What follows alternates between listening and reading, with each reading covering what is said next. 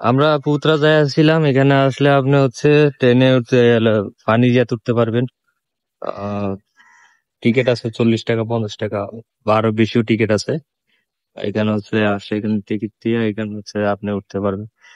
তো এখানে আসতে হলে আপনাকে উপর থেকে নিচে নামতে হবে। এটা মসজিদ, মসজিদের সাইডে রাস্তা আছে, রাস্তা দিয়ে নিচে নামতে হবে। এই যে এটা চলতেছে এখন, চলে যাচ্ছে, চলে যাচ্ছে, চলে যাচ্ছে।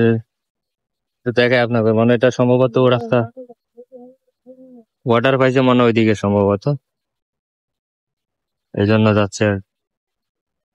খুব অপরূপ সৌন্দর্য একটা জায়গা। যারা মালয়েশিয়া থাকেন তারা আসবেন অবশ্যই, আসলে ভালো লাগবে জায়গাটা।